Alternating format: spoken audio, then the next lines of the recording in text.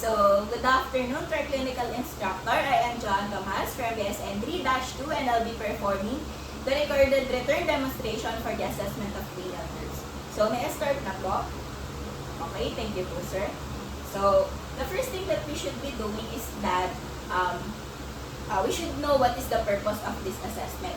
So, for the purpose of this assessment is that we should know the purpose of this assessment is to know how to assess the function or assess the cranial nerves and detect any abnormalities. And for the first starters, is that we'll be introducing ourselves. So, good afternoon po, ma'am. I am John Tomas I am a student nurse from the Western University of the Philippines, and I'll be your nurse from 6 a.m. to 2 p.m. in the afternoon po. Okay lang po yun? Okay pa? So, ang gagawin po natin ngayon is yung i-access po natin yung cranial nerves nyo. So, pag sinabi po natin cranial nerves, ito po yung, di ba pa, pag humawak po tayo ng isang bagay, yung po yung, maramdaman po natin table siya kasi po, yung nerve impulses pupunta po sa utak natin, tapos i-integrate po ng utak natin kung ano yung nahawakan natin. So, sasabihin niya doon, ay, table tong nahawakan ko. Okay? So, kaya po tayo gumagawa ng cranial nerves assessment kasi po, para ma-detect po natin kung may abnormalities po or kung may hindi po magandang deviation yung sa cranial nerves po natin or kung may sira po. Okay po? Okay, don't worry, ma'am. This assessment will be fully confidential with me and the attending physician that I'll be referring to po. Okay po? Okay. So, to start for this assessment is that na-state naman na po natin yung purpose mo or the purpose ng assessment natin. Now, we will be going to proceed on the assessment itself. So, sa assessment po, tatanungin ko po sa inyo yung history po ninyo. Kung may past history po, ay ibig sabihin yung nangyari po na nasakit nyo nung nangyari po kahapon, last year, last month, okay po. So, sa assessment po, may history po ba tayo ng trauma? Okay, wala po. So, sa tingling, numbness po? Okay, wala po. So, sa tremors po, panginginig? Okay, wala. So, sa paralysis po, parang hindi na po gumalaw? Okay, wala. So, uncontrolled muscle movements po? Wala po. So, problema po sa pagkain, sa pagkikita po, sa pagdinig, sa paghawak po sa mga bagay-bagay? Okay, wala rin po. So, limping po? Okay, wala rin po. So, after we do that, after we ask the client for the full assessment and full history, is that we will be proceeding on preparing for the client itself. So, the client is well-groomed. And, of course, we have to prepare the following materials. So, for the following materials is that the first thing that we should do is that we have a coffee granule, vanilla granule, sugar, salt. And then right after that, we have also the tuning fork, the improvised tuning fork, the improvised tongue depressor. We have cottons. We have also improvised pins. This is hairpin. And that's it. And also we have a sterile ball. Then right after that is that we will have to proceed on the procedure itself. So we have to explain onto the client what we're going to do, why is it necessary, and how the client will cooperate. Because that is the way how the client will cooperate. And of course, it is important to discuss for the results and how the results will be used in further treatment or plan of care. So, tulad nga po ng sinabi ko po kanina, in-explain ko naman na po yung cranial nerves natin, kung para saan po yun.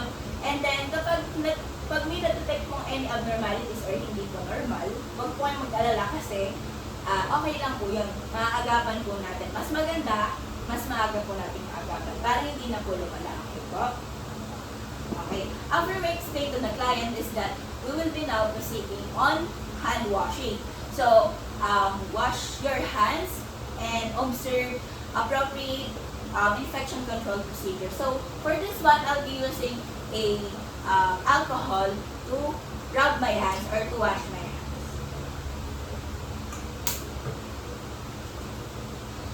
after that, I'll be providing a, assuming that I'll be providing the client privacy. I'll be assuming that I'll be closing the curtain rods, I'll be closing the doors. So to provide the client's comfort and privacy also. So after that, we'll be proceeding on the assessment of cranial nerves. So for the cranial nerve number 1, that is the olfactory nerve. So what we're going to do is that I will be asking the client to close her eyes, as well as I will be when I ask the client to close her eyes, the client should differentiate mild aromas between coffee and vanilla. So ma'am, close po natin yung eyes natin. And then, identify nyo po kung ano po yung papaamoy po sa inyo, kape o vanilla. So, ito po. Wait lang po ah. So, ano pong naamoy nyo? Okay, coffee.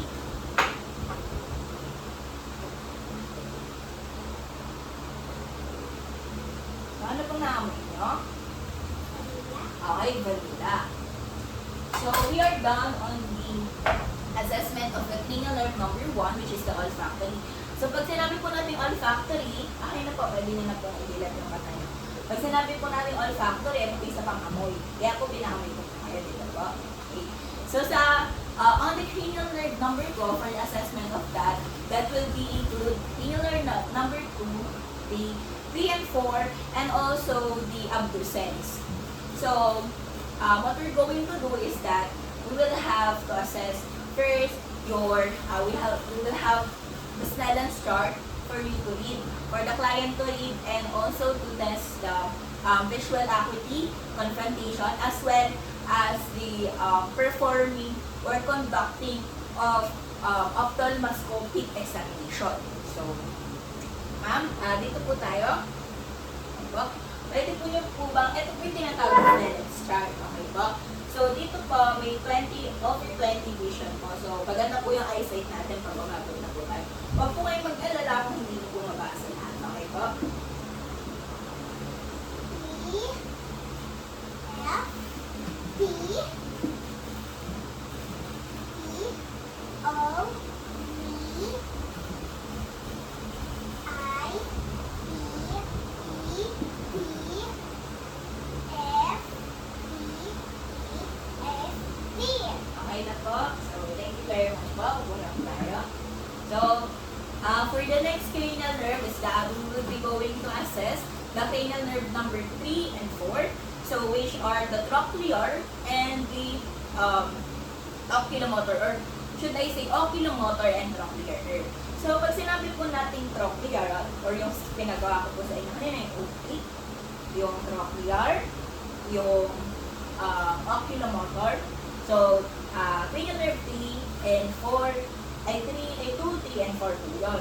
So, pag sinabi pong gano'n, responsible po yung sa mata po natin, sa paggalaw po ng mata natin. Yung gumagalaw po yung mata natin. Yung po yung nagpapagalaw. Okay po, yun po yung nerve. Pag may na-damage po doon, baka hindi po tayo makagalaw, hindi po magalaw yung eyes po natin. Okay po? Okay. So, in assessing the cranial nerve 3 and 4, which is the oculomotor and the trochlear nerve, is that we will be conducting or assessing the 6 cardinal signs as well as the pupillary reaction. So, this also includes on the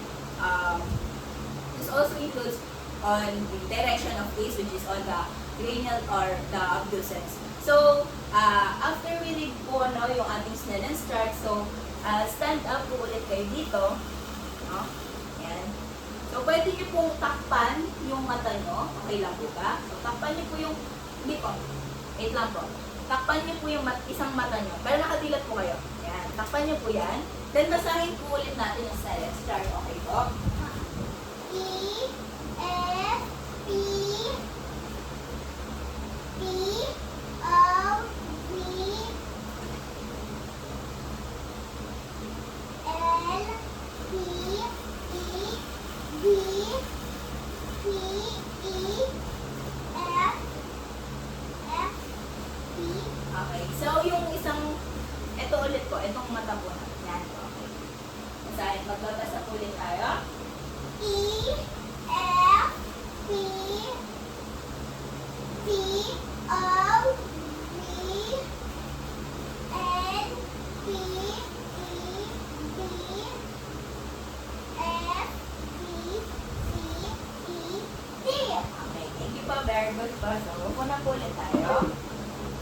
So, after we perform this assessment, is that we will be assessing for the direction of the gaze, for the pupillary action, and to assess the, as well as the 6 cardinal eye movement, or the oculomotor movement. Okay, so, sit lang po tayo. Sit. So, susundan niyo po itong daliri po. Okay po? Apa. So, wag po tayong gaganon, wag po tayong gaganon. Yung mata lang po natin yung susunod. Okay po? No? Yung eyes lang po. Hindi po gagalaw yung head natin. Okay? Eyes lang yung mag-move. Okay?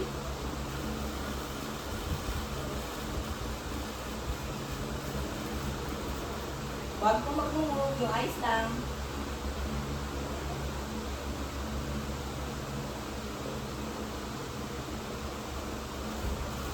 Okay. So, thank you po. So, after we assess the third and fourth cranial nerve, which are the trochlear, or which are the oculomotor and trochlear, is that we will have to assess for the trigeminal, or the fifth cranial nerve. So, for the fifth cranial nerve is that we will be proceeding on 3 different tests. So, first is that, pwede po ba umikit? So, we will be going to, for the trigeminal nerve, to assess this nerve is that we will be, first is that, we'll be asking the client to close her eyes or to look up. So, as she look up, is that we will be proceeding in putting sterile gauze on the lateral sclera of the eye of the patient. So, and to elicit the reflex. Then after that, to assess the light sensation, we will be proceeding on the cotton on the forehead, as well as on the paranasal sinuses, as well as on the deep sensation, the same area. So in the deep sensation, we will be using safety pins, but we will be improvising hairpins. So for the blunt and sharp ends to feel by the client. Okay? So, una po natin gagawin, ma'am, is yung i-elicit po natin yung blink reflex nyo using a stereo gauze. Diba? So, pwede po ba tayong mag-look up or titingin po tayo sa taas? Tingin po sa taas. Yan. Okay? Okay? So, to-document ko lang po, no, na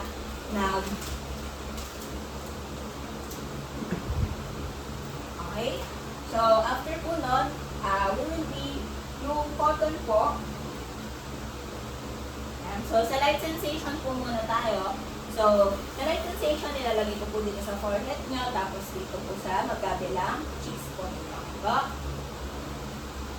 May nararamdaman po kayo? Okay po. So, ito naman po, sa deep sensation po natin, nilalagay po natin ito. Earthings. Okay po?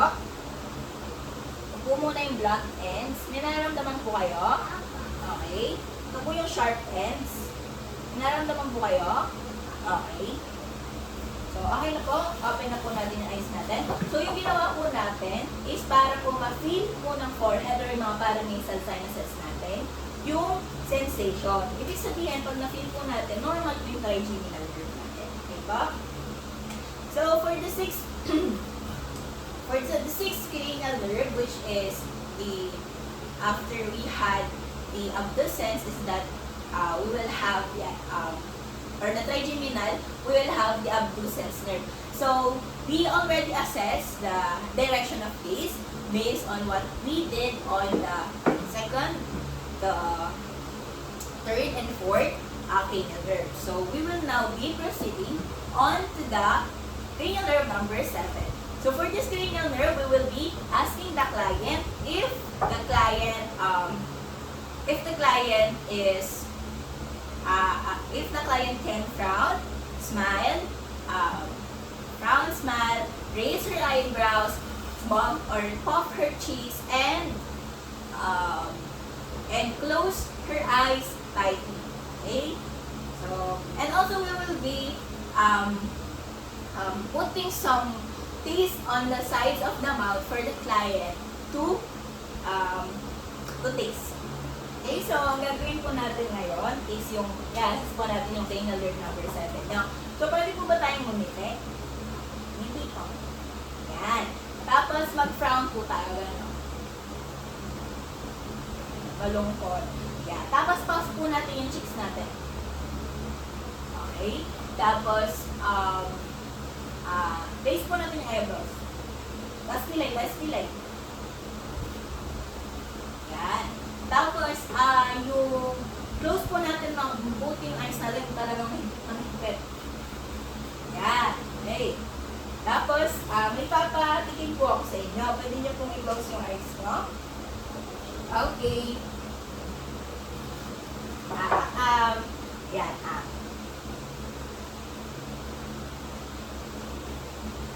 So, ano pong nalasahan nyo? Sugar. Yes, very good. So, okay na po. Open na po ulit natin yung eyes natin. So, after po nun is, we will now be proceeding on the cranial nerve number 8, which is the auditory nerve.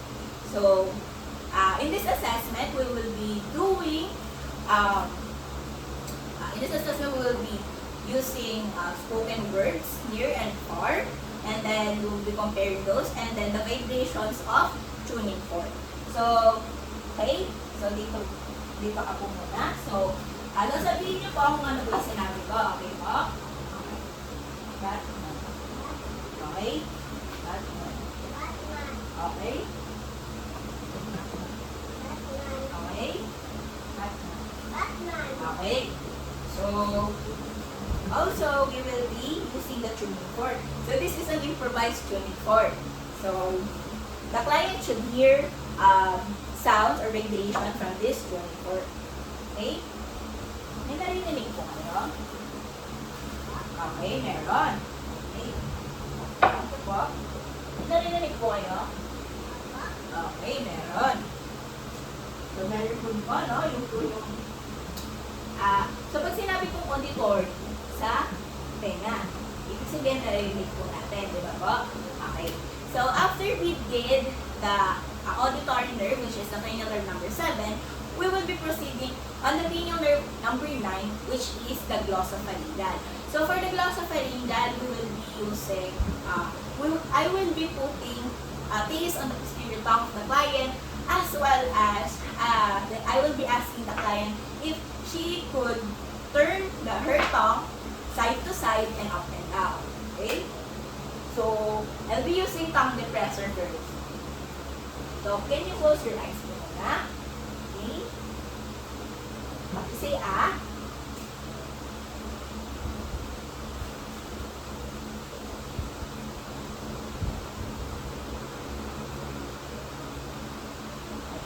Okay na ba? Ano pong nalalasahan? Asin. Yes, very good. Alat po, no?